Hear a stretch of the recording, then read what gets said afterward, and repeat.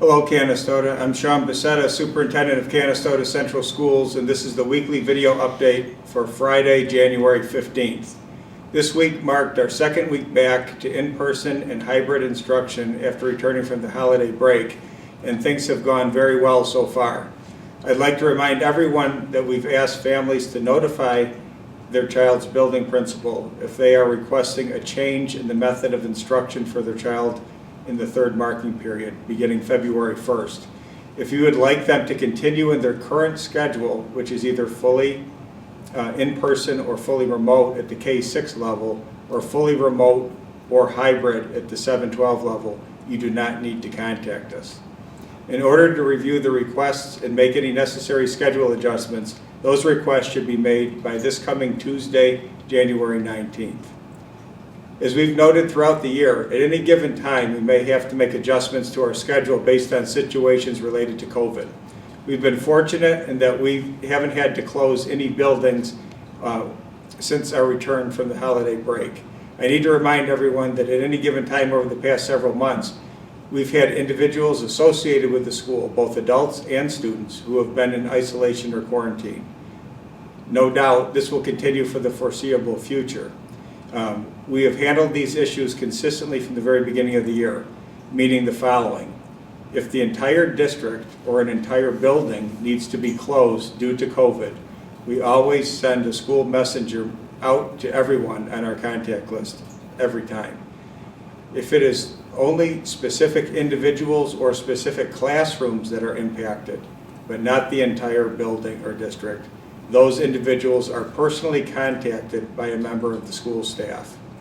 Again, this has been the protocol from the very beginning of the school year. So to reiterate, if you're hearing from the rumor mill that a class is not in school, it is likely just that class or a limited number of individuals in a particular class or building. If the building is closed, a school messenger automated message will be sent out, and the message will also appear on our website. As always, please contact the school directly if you have questions, and we'll be glad to clear things up. The worst thing that can happen is when people start speculating about what's going on social media. The bottom line is this: you will hear directly from us, or you will hear directly from the health department if your child should not be in school.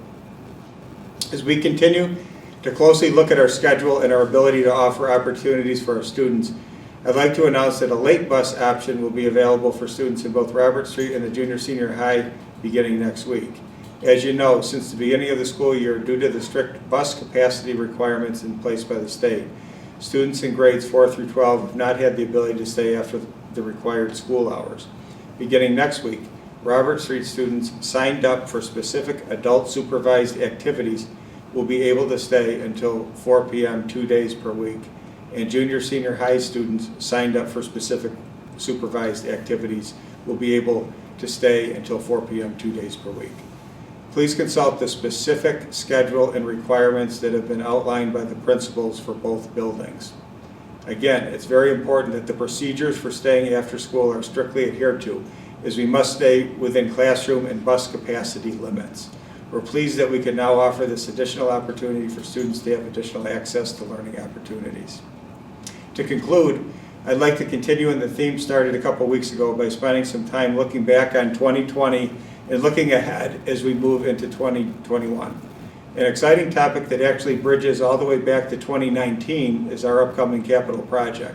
In December of 2019, we were fortunate to have the Canastota community approve a $25.89 million capital project that would address many infrastructure needs within our facilities. While the project was approved by the community over 13 months ago, a lot had to happen before the work could actually begin. 2020 was spent working with our architects designing the project. Once the specific detailed design of the plan was completed, the project had to be approved by the facilities team at the State Education Department, with that final approval coming this past fall. I'm pleased to report that the bid opening will occur next Thursday, and soon thereafter, contractors will begin working on our project. Actual work will begin in late winter and early spring, and will continue for the next 2 years.